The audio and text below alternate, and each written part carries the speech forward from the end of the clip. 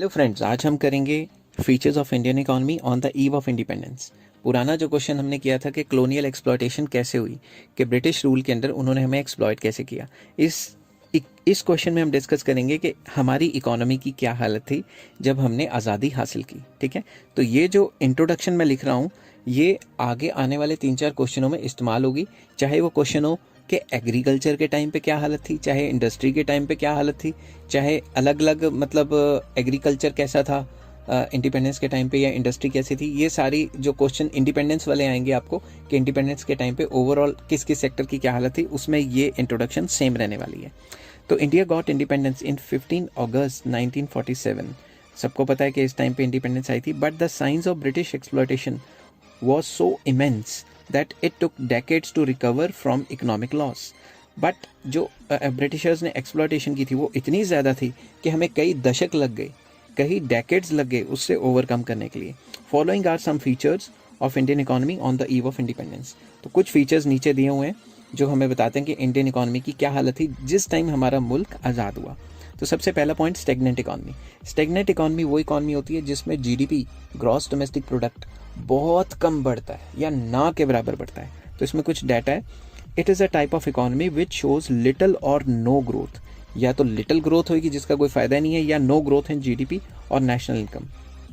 तो थोड़ा डाटा है, बिटवीन 1860 टू 1925 जो हमारा growth rate of per capita income था वो था सिर्फ 0.5%, जो बहुत कम है। ठीक है, एंड 1925 से 50 तक जो हमारा ग्रोथ रेट था, ठीक है, वो कितना था 0.01%, जो कि बहुत लो है। समझ के बाद, ड्यू टू विच पॉवर्टी जो है वो तो होनी है, ये एक नॉर्मल फिनोमिना है, क्योंकि जब मुल्क की तरक्की नहीं कर रहा तो अमीर कैसे होंगे लोग। तो पहला पॉइंट था कि हमारी जो इकॉनमी है वो काफ़ी ज़्यादा स्टेगनेंट थी। स्टेगनेंट मतलब ग्रोथ रेट ही नहीं हो रही थी, ग्रोथ या तो नहीं हो रही थी या बहुत कम हो रही थी। सेकेंड पॉइंट पे चलते हैं, बैकवर्ड इकॉनमी। हमारी इकॉनमी एक तो ग्रोथ नहीं हो रही थी, ऊपर से बहुत ज़्यादा बैकवर्ड थी। इसके अंदर मैंने लिखा है, it is that economy in which per capita income is very low. कोई भी ऐसी इकॉनमी जिसकी पर कैपिटा इनकम लो होती है तो हम उसको बैकवर्ड इकॉनमी कहते हैं। इंडिया में क्या था, इन 1947-48 हमारी पर कैपिटा इनकम थी 230 रुपीज़, जो कि बहुत कम है। ऊपर से अनइक्वल डिस्ट्रीब्यूशन ऑफ इनकम, पता नहीं कई लोगों की तो इतनी भी नहीं होगी। तो people live in poverty without proper food, clothing and shelter. तो लोग बहुत ज़्यादा गरीबी में रहते थे। तो दूसरा पॉइंट है कि हमारी इकॉनमी काफ़ी बैकवर्ड थी। थर्ड पॉइंट आ जाता है एग्रीकल्चर बैकवर्डनेस। इसमें 72% लोग वर एंगेज इन एग्रीकल्चर। एग्रीकल्चर में सिर्फ नहीं, बहुत ज़्यादा 72% इंडिया की पॉपुलेशन एग्रीकल्चर में थी। और काम कितना करते थे, जीडीपी का 50%। इससे पता लगता है कि 1% लोग 1% भी काम नहीं करते थे। मतलब प्रोडक्टिविटी और एफिशिएंसी का तो बैंड बजा हुआ था। मतलब प्रोडक्टिविटी और एफिशिएंसी काफ़ी ज़्यादा लो थी एग्रीकल्चर में। Food grains production was बेयरली enough for subsistence. Food grains की इतनी प्रोडक्शन भी नहीं होती थी कि हमारे कंट्री के लोगों के लिए ही पूरा पड़ जाए। That is in 1947-48 it was only 527 lakh tons, जो कि बहुत कम थी उस हिसाब से। ठीक है, नेक्स्ट आ जाता है इंडस्ट्रियल बैकवर्डनेस। इंडस्ट्री काफ़ी ज़्यादा बैकवर्ड थी। क्यों?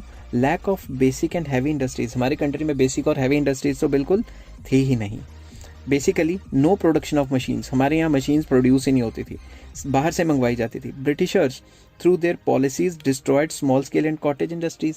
उन्होंने small scale and cottage industries का तो बैंड बजा दिया था, ऐसी की तैसी कर दी थी। तो हमारे तो यहाँ इंडस्ट्रीज़ थी ही नहीं। Machines were imported from Britain. सारी मशीनें बाहर से आती थी। Fifth point, rampant poverty. Poverty बहुत ज़्यादा थी, गरीबी बहुत ज़्यादा थी। Most of the population live in poverty, गरीबी में रहते थे। Not even 2 meals a day. मतलब ऐसे भी लोग होते थे जिनको 2 वक्त का खाना भी नसीब नहीं होता था। Poverty occur due to destruction of handicraft industry. Poverty इसलिए थी क्योंकि जो ब्रिटिशर्स हैं उन्होंने अपनी जो हमारी हैंडीक्राफ्ट इंडस्ट्रीज थी उनको सिस्टमेटिक तरीके से तबाह कर दिया। और जब तबाह कर दिया तो बहुत ज़्यादा लोगों को जॉब लॉसेस हो गए। ठीक है, तो मैंने लिखा है कि poverty occur due to destruction of handicraft industries by Britishers which led to unemployment of masses. इसकी वजह से जो मासेस थे वो अनएम्प्लॉयड हो गए। नेक्स्ट आ जाता है पुअर इंफ्रास्ट्रक्चर। तो Britishers paid no attention to infrastructure development. उन्होंने सिर्फ वही इंफ्रास्ट्रक्चर डेवलप किया जिसकी वजह से उनका एडमिनिस्ट्रेशन अच्छा चले और इंडिया पे वो कंट्रोल और ज़्यादा तगड़ा कर सकें। उन्होंने ऐसा कोई काम नहीं किया जिससे इंफ्रास्ट्रक्चर ओवरऑल बेहतर हो। तो अब मैंने थोड़ा इंफ्रास्ट्रक्चर की डेफिनेशन से लिखी है। मीनिंग, इंफ्रास्ट्रक्चर क्या होता है? All such support systems which help social and economic development of a country. इसमें सारे वो सपोर्ट सिस्टम आ जाते हैं जो हमारी कंट्री की सोशली, सामाजिक तौर पे और इकोनॉमिकली, आर्थिक तौर पे डेवलपमेंट करते हैं। इसमें दो टाइप ऑफ इंफ्रास्ट्रक्चर हैं। सबसे पहला सोशल इंफ्रास्ट्रक्चर, जिसमें स्कूल, कॉलेजेस, हॉस्पिटल्स वगैरह आ जाते हैं क्योंकि वो सोसाइटी को अपलिफ्ट करते हैं। और दूसरा आ जाता है इकोनॉमिक इंफ्रास्ट्रक्चर, जिसमें रोड, ट्रांसपोर्ट, कम्युनिकेशन, बिजली, ये सारी चीज़ें इकोनॉमी को अपलिफ्ट करती हैं। तो इंफ्रास्ट्रक्चर तो बहुत ज़्यादा ख़राब था, ये तो पता ही है सबको। इन 1948 पावर जनरेशन, बिजली की जो जनरेशन है was very low, that is 2100 megawatt, जो कि आजकल मेरे ख्याल से एक दो सिटीज़ की मिला लें तो इससे ज़्यादा हो जाएगी। And length of railway lines was 53596 kilometres and पक्का रोड्स वॉज 155,000 किलोमीटर, जो हमारे कंट्री के हिसाब से बहुत कम है। नेक्स्ट आ जाता है हैवी डिपेंडेंस ऑन इम्पोर्ट्स। सारा का सारा माल बाहर से आता था, ठीक है ना। For production India was importing all types of machines, मशीनें बाहर से आती थी और इक्विपमेंट्स भी सारे बाहर से आते थे। There was import of arms also for defence needs, defence के लिए भी बाहर से सारा सामान आता तो सब कुछ ही ज़्यादातर हम इम्पोर्ट ही करते थे। तो नेक्स्ट पॉइंट आ जाता है लिमिटेड अर्बनाइजेशन। हमारे यहाँ लोग शहरों में तो रहते नहीं थे, पिंडों में लोग रहते थे, विलेजेस में रहते थे। On the eve of independence, most of the population live in rural life, rural areas या rural life जीती थी। In 1948, 14% of the people live in urban area। सिर्फ 14% लोग ही शहरों में रहते थे, बाकी 86% lived in villages। 86% villages में रहते थे। Rural population lacked opportunities outside agriculture, और 86% लोग पिंडों में, villages में रहते थे, और उन लोगों के पास एग्रीकल्चर को छोड़ के, एग्रीकल्चर के अलावा और कोई काम नहीं था, और एग्रीकल्चर का तो बेड़ा गर्क हुआ पड़ा था, इसलिए गरीबी बहुत ज़्यादा थी। नेक्स्ट आ जाता है सेमी फ्यूडल इकोनॉमी। तो Indian economy was a mixture of feudal economy and capitalist economy. तो फ्यूडल लैंडलॉर्ड्स होते थे, ज़मींदारी सिस्टम था, उन्होंने बहुत ऐसी की तैसी की है, जो पॉइंट मैं पीछे डिस्कस कर चुका हूँ। तो स्ट्रक्चर मैं फिर से लाइन पढ़ता हूँ ये वाली, कि feudal structure led to low productivity and backwardness. तो फ्यूडल स्ट्रक्चर मतलब जो ज़मींदारी सिस्टम था, इसके वजह से प्रोडक्टिविटी काफ़ी ज़्यादा लो थी और हमारा एग्रीकल्चर भी काफ़ी ज़्यादा बैकवर्ड हो गया था। नेक्स्ट है कॉलोनियल इकोनॉमी। तो कॉलोनियल इकोनॉमी में फिर से वही बातें, exploitation for the benefit of exploitation of Indian economy for the benefit of British economy.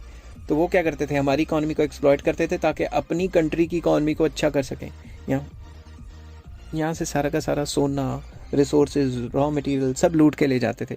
तो बेसिकली उन्होंने क्या किया, destroyed domestic industries by imposing heavy taxes. जो लोकल इंडस्ट्रीज थी वो हैवी टैक्सेस लगा के ख़त्म कर दी। India was a source of cheap raw material. यहाँ से सारा का सारा रॉ मटेरियल अपने कंट्री की इंडस्ट्रीज़ के लिए ले जाते थे और एक्सप्लॉयटेशन चलती थी। And third, atrocities on Indian artisans. भाई एक तो उनकी जॉब भी छीन ली, ऊपर से उन पे एट्रोसिटीज़ भी करते थे और डबल ट्रिपल टैक्स भी ले लेते थे। तो ये तो एट्रोसिटीज़ बहुत ज़्यादा थी। तो ये हालत थी इंडियन इकोनॉमी की on the eve of independence. I hope आपको समझ आई होगी। तो please like, share and subscribe. ये एक एक वर्ड मैंने अपने हाथ से लिखा है, इसको आप एज इट इज़ नोट्स बना सकते हैं या पेपर में भी लिख सकते हैं। तो प्लीज़ लाइक कीजिए और मेरी मेहनत को ज़ाया होने से बचाएं। Take care.